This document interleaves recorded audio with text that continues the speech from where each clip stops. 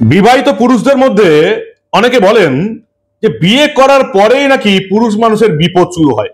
মজা করে বলেন, মহিলারা কি বলেন আমার জানা নেই, কিন্তু মহুয়া মৈত্রের অবস্থা থেকে মনে হচ্ছে বিয়ে করার পরে নদিয়ার করিমপুরে এত বড় মাঠে এত বড় রিসেপশন দেওয়ার পরে তার বিপদ এবার মনে হয় শুরু হতে চলেছে। অন্তত দিল্লির রাজনৈতিক অলিন্দে কান পাতলে এটা শোনা যাচ্ছে যে এবার আবার মহুয়া মৈত্র বিপদে পড়তে চলেছেন। গত লোকসভার ক্ষেত্রে আপনারা জানেন যে লোকসভা থেকে মহুয়া মৈত্রকে বহিষ্কার করা হয়েছিল। যে কারণে বহিষ্কার করা হয়েছিল সেই কারণে তদন্ত করছিল সিবিআই। তিনি ঘুষ নিয়ে নাকি টাকার বিনিময়ে সংসদে লোকসভায় নাকি প্রশ্ন করতেন এবং লোকসভা থেকে মহুয়া মৈত্রকে যে লোকসভার সাংসদদের জন্য ইমেল আইডি তৈরি করে দেওয়া হয় তার পাসওয়ার্ড একজন ব্যবসায়ী বন্ধুর সঙ্গে শেয়ার করেছিলেন। সিবিআই সেই জন্য তদন্ত করার অনুমতি প্রার্থনা করেছিল। যদিও আপনারা জানেন এই সাংসদ বিধায়কদের ক্ষেত্রে এখন লোকপাল তৈরি হয়ে গেছে, লোকপালের অনুমতি নিতে হবে, লোকপালের নির্দেশ দিতে হবে। আজকে আমরা দেখলাম যে মহুয়া মৈত্রের বিরুদ্ধে চার্জশিট দায়ের করার জন্য সিবিআই কে নির্দেশ দিল লোকপাল, এবং শুধু তাই নয়, 4 সপ্তাহ সময় বেঁধে দেওয়া হয়েছে। লোকসভায় ঘুষ নিয়ে প্রশ্নকাণ্ডে মহুয়ার বিরুদ্ধে বড় পদক্ষেপ করলো লোকপাল। কেন্দ্রীয় তদন্তকারী সংস্থা সিবিআই কে চার্জশিট দাখিলের অনুমতি দেওয়া হয়েছে, দিয়েছে দেশের এই যে অ্যান্টি করাপশন ওয়াচডগ, যেটাকে আমরা লোকপাল বলে চিনি। চার্জশিট দাখিল করবে, 4 সপ্তাহ সময় দেওয়া হয়েছে। বিয়ে করেছেন আপনারা জানেন সুপ্রিম কোর্টের আইনজীবী এবং প্রাক্তন সাংসদ পিনাকি মিশ্রের সঙ্গে তার বিয়ে হয়েছে। নদিয়ার করিমপুরে খোলা মাঠে তার বিয়ের বিশাল রিসেপশন আমরা দেখেছেন, এবং সেখানে যারা তৃণমূলের তরফ থেকে অন্যান্য আধিকারিক যারা ছিলেন বা কর্মী সমর্থক যারা ছিলেন তাদেরকে খেতে যাওয়ার সময় একটা করে হাতে স্ট্যাম্প দিয়ে দেওয়া হচ্ছিল, যাতে একবার স্ট্যাম্প নিয়ে দুবার না খেতে পারেন। এই মহুয়া মৈত্র বলছেন সুপ্রিম কোর্টে চলে গিয়েছিলেন এসআইআর শুরু করার আগে, নিজের বিয়েতে হাতে স্ট্যাম্প দিয়ে একেবারে চেক করে লোককে খাওয়াচ্ছিলেন। তিনি চাইছিলেন যে ভারতবর্ষ নাগরিকদের নাগরিকত্ব চেক না করে সবাইকে ভোট দেওয়ার অধিকার দেবে। কি মজার বিষয় একবার ভাবুন। পিনাকি মিশ্রকে বিয়ে করেছিলেন প্রাক্তন সাংসদ এবং সুপ্রিম কোর্টের আইনজীবী। সেই বিয়ের ছবি আপনারা দেখেছেন, নতুন করে আর দেখাচ্ছি না। এবং তারপরেই লোকপাল নির্দেশ দিয়েছে আগামী 4 সপ্তাহের মধ্যে সিবিআই মহুয়া মৈত্র সহ বাকি অভিযুক্তদের বিরুদ্ধে চার্জশিট দাখিল করবে। সেই নথির একটি কপি লোকপালের রেজিস্ট্রিতে জমা দিতে হবে। তবে লোকপাল এখনো প্রসিকিউশন শুরু করার অনুমতি দেয়নি। লোকপাল আগে এই চার্জশিট দেখবে, চার্জশিট আদালতে দাখিল হওয়ার পর আদালত যখন অভিযোগ গ্রহণ করবে তারপরে প্রসিকিউশন সংক্রান্ত পরবর্তী সিদ্ধান্ত নেওয়া হবে, এমনটাই লোকপালের তরফ থেকে জানানো হয়েছে। লোকপালের আদেশে স্পষ্টভাবে বলা হয়েছে যে অভিযুক্ত রেপুটেড পাবলিক সার্ভেন্ট এর বিরুদ্ধে চার্জশিট দাখিলের অনুমতি চেয়ে সিবিআই যে আবেদন করেছিল সেই আবেদনে লোকপাল সাড়া দিল।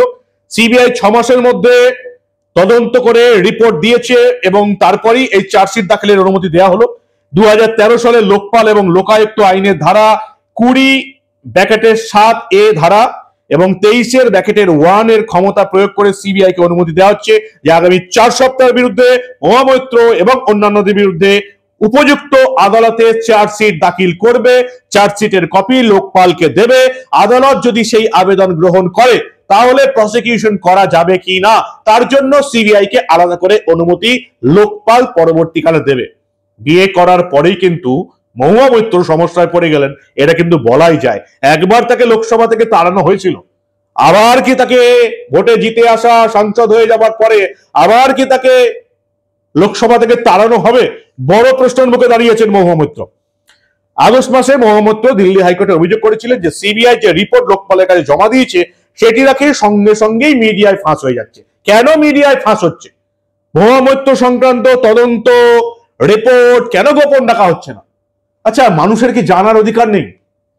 যাকে আমরা সাংসদ হিসাবে বসালাম, ভোটে জেতালাম, সে কি কি কুকীর্তি করেছে, তার বিরুদ্ধে সিবিআই কি তদন্ত করছে, সিবিআই তদন্তের রিপোর্ট কি উঠে আসছে, সেটা কি মানুষের জানার অধিকার নেই? আজব নিয়ম কানুন আমাদের দেশে।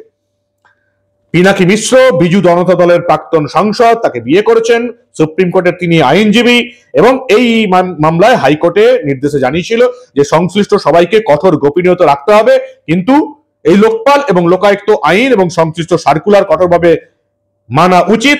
মিডিয়ার হাতে কিন্তু সেই খবর পৌঁছে গেছে। মহুয়া মৈত্রের আইনজীবী পরিষ্কার দাবি করেছিলেন রিপোর্ট জমা দেওয়ার সঙ্গে সঙ্গে কি করে মিডিয়ার হাতে গেল, কি করে মহুয়া মৈত্রের খবর মিডিয়া জেনে যাচ্ছে, কেন এগুলো মিডিয়ায় আলোচনা হবে।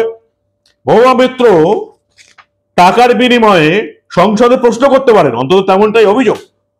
লোকসভার যে পাসওয়ার্ড, ইমেলের পাসওয়ার্ড তাকে দেওয়া হয়েছে, তিনি নিজের বন্ধুকে দিয়ে রাখতে পারেন। এত বড় অপরাধ মানুষ জানলেই বিপদ, মানুষকে জানা যাবে না, এটাই হচ্ছে আমাদের দেশের নিয়ম।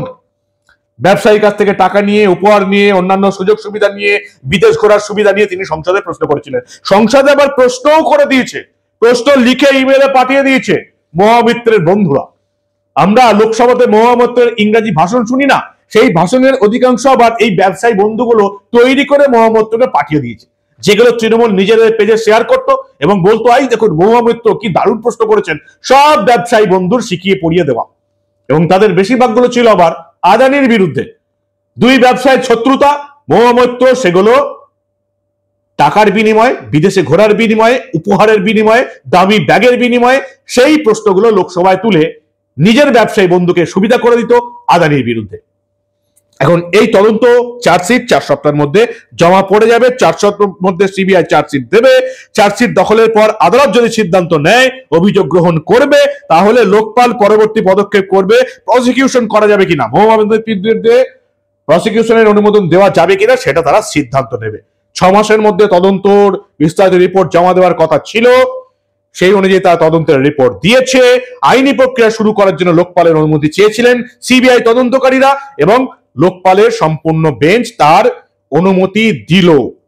মহুয়া মৈত্রের বিরুদ্ধে সিবিআই কে চার্জশিট জমা দেবার সবুজ সংকেত দিয়ে দিল লোকপাল। আবার বিপদে বললেন মহুয়া মৈত্র, বড়সড় বিপদে পড়তে চলেছেন। এবারও কি আবার তাকে লোকসভা থেকে তাড়িয়ে দেওয়া হবে, সেটা এই নিয়ে প্রশ্ন উঠে গেছে। লোকসভার এই যে লোকপালের বেঞ্চের শুনানি থেকে গা মাজাতে চেয়েছিলেন কৃষ্ণনগরের সাংসদ, বিজেপি সাংসদ নিশিকান্ত দুবে বরাবর লড়াই চালিয়ে গেছেন মহুয়া মৈত্রের বিরুদ্ধে। তিনি অভিযোগ করেছিলেন যে এই মামলার সংবেদনশীল নথি তুলে ধরেছিলেন বলে অভিযোগ ছিল মহুয়ার। নিশিকান্ত দুবের বিরুদ্ধে অভিযোগ ছিল। এর ভিত্তিতে লোকপাল শুনানিতে স্থগিতাদেশ জারি করার আর্জি জানিয়েছিলেন। দিল্লি হাইকোর্টের দ্বারস্থ হয়েছিলেন মহুয়া মৈত্র, কিন্তু বিচারপতি, দিল্লি হাইকোর্টের 2 বিচারপতি অনিল ক্ষেত্রপাল এবং বিচারপতি হরিশ বৈদ্যনাথ শঙ্করের ডিভিশন বেঞ্চে শুনানি শুরু হয়েছিল। ঘুষের বিনিময়ে প্রশ্নের মামলায় এই পর্যায়ে এসে কোন রকম স্থগিতাদেশ জারি করা হবে না বলে জানিয়ে দিয়েছিল দিল্লি হাইকোর্ট। আর্জি খারিজ হয়েছিল তৃণমূল সাংসদের। মহুয়া মৈত্র আবার কি বিপদে পড়তে চলেছেন? একবার তাকে এই কারণে লোকসভা থেকে তাড়িয়ে দেওয়া হয়েছিল, দ্বিতীয়বার যদি লোকসভা থেকে তাড়িয়ে দেওয়া হয় তাহলে সেটা মহুয়া মৈত্রের যতটা না অপমান, তার চেয়ে বেশি অপমান এই পশ্চিমবঙ্গের তৃণমূল কংগ্রেসের, মমতা বন্দ্যোপাধ্যায়ের, এবং তার চেয়েও বড় অপমান হচ্ছে আপনার এবং আমার। গোটা দেশের মানুষ হাসছে যে পশ্চিমবঙ্গের মানুষ কাদেরকে সাংসদ হিসাবে ভোটে জিতিয়ে লোকসভায় পাঠায়, যারা টাকার বিনিময়ে প্রশ্ন করে, দামি ব্যাগের বিনিময়ে প্রশ্ন করে, বিদেশে ঘোরার বিনিময়ে প্রশ্ন করে। কি মান সম্মান পশ্চিমবঙ্গের হয়ে দাঁড়িয়েছে একবার ভাবুন। এই তৃণমূলের রাজত্বকালে 3 বার ভোট দিয়ে আমরা নবান্নের সিংহাসনে বসিয়ে রেখেছি মমতা বন্দ্যোপাধ্যায়ের দলটাকে। গোটা দলটাই চুরি এবং দুর্নীতিবাজে ভর্তি। সেই সঙ্গে আছে রাজ্যের এবং দেশের ক্ষতি করে অনুপ্রবেশকারী বাংলাদেশি এবং রোহিঙ্গা মুসলিমদের আশ্রয় দান। গোটা দেশটাকে বিপদে চালিত করে দিচ্ছে, বিপদে ফেলে দিচ্ছে মমতা বন্দ্যোপাধ্যায়ের তৃণমূল কংগ্রেস। আমাদের রাজ্যে কবে দেখবেন আপনারা, কবে শিখবেন, কবে বুঝবেন? মালদা, মুর্শিদাবাদ, দক্ষিণ 24 পরগনা, উত্তর দিনাজপুর, বর্ধমান, বীরভূম, বাংলাদেশি মুসলিম এবং রোহিঙ্গা মুসলিমদের দাপটে একেবারে সবকিছু চেঞ্জ হয়ে যাচ্ছে, ডেমোগ্রাফি চেঞ্জ হয়ে যাচ্ছে। পরিবর্তন চাই এই রাজ্যে। যদি পরিবর্তন না হয় তাহলে এই চোর দুর্নীতিবাজদের নিয়েই আপনাদের কাটাতে হবে। কতদিন আর বেঁচে মরতে থাকবেন হিন্দু বাঙালি, সেটা এবার আপনাদেরকে ঠিক করতে হবে। আমি অন্তত মনে করি 26-এর বিধানসভা নির্বাচনে যারা তৃণমূলকে ভোট দেবে তাদের গায়ে মানুষের চামড়া নেই। যদি গায়ে মানুষের চামড়া থাকে, কেউ এই তৃণমূলের নামক এই নোংরা নিকৃষ্ট মানের চোর দুর্নীতিবাজ অনুপ্রবেশকারীদের আশ্রয়কারী দলটাকে কোনোদিন কেউ ভোট দিতে পারে না। কর্মফল আপনাদের প্রত্যেকে পেতে হবে।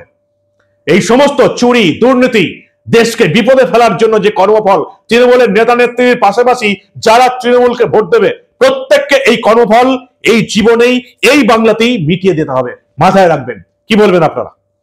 অত্যন্ত দরকার পরিবর্তন। খাদের কিনারায় আমরা দাঁড়িয়ে আছি।